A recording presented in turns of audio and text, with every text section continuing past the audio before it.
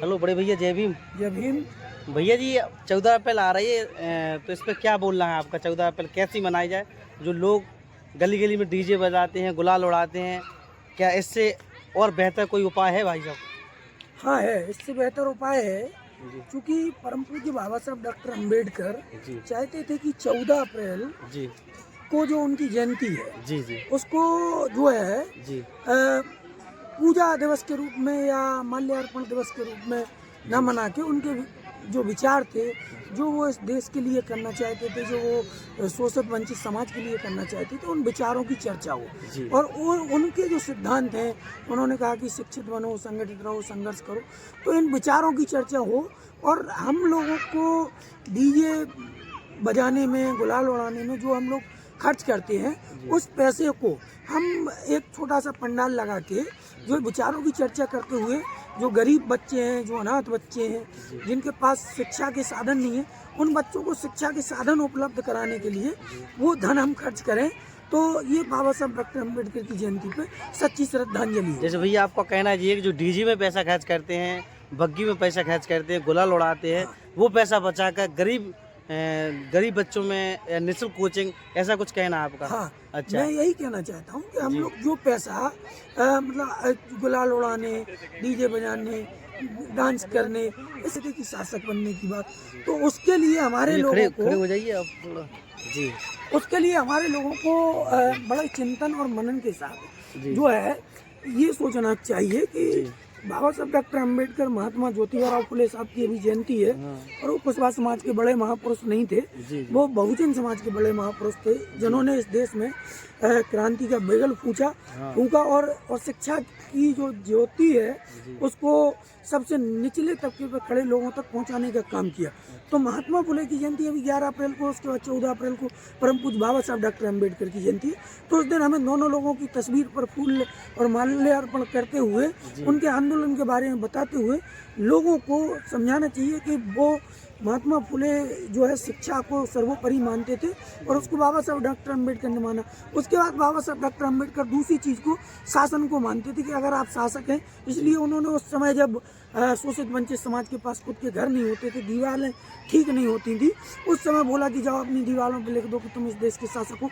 तो उसकी तरफ भी हमारे लोगों को एक चर्चा करनी चाहिए, एक डिबेट करनी चाहिए, जिससे लोगों में जागरूकता है।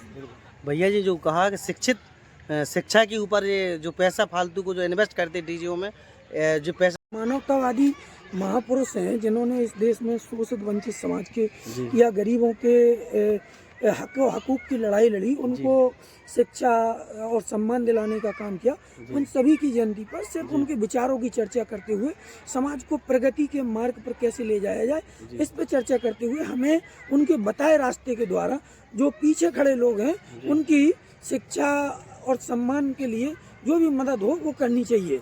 ऐसे लग रहा है कि देश में बदलाव होगा।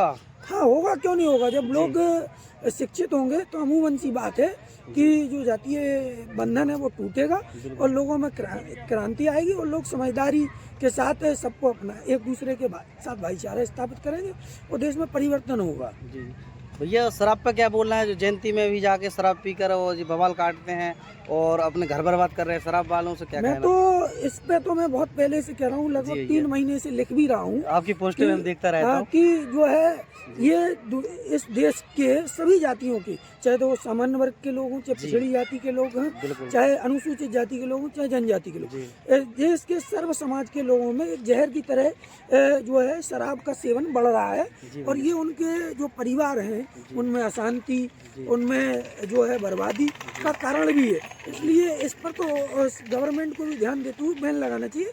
लेकिन ये दुर्भाग्य की बात है कि जो है शराब जैसी बुरी चीज़ों पर गवर्नमेंट कम से कम टैक्स लगाती है और जो किताब, कॉपी, पेन, कलम है उस पर गवर्नमेंट टैक्स लगा करके जो शोषित वंचित समाज को शिक्षा का द्वार है उसको खोलने के बजाय उस पर फाटक लगाने की कोशिश कर रही है। ये गलत है, सरकार को इस बारे में सोचना चाहिए और शराब जैसे जहरीले पदार्थ को तो बैन ही कर देना चाहिए पूरे देश में। इससे कई परिवार नष्ट हो चुके हैं और आने वाले समय में अगर बंद नहीं की गई तो कई सारी परिवारों के बर्बाद होने का कारण यही शराब, यही जुआ होगा। सर, सरकार की तो गलती नहीं है, सरकार तो पोस्टर लगाती है कि वाहन शराब पीकर न चलाएं, तो इस पर क्या कहना है आप?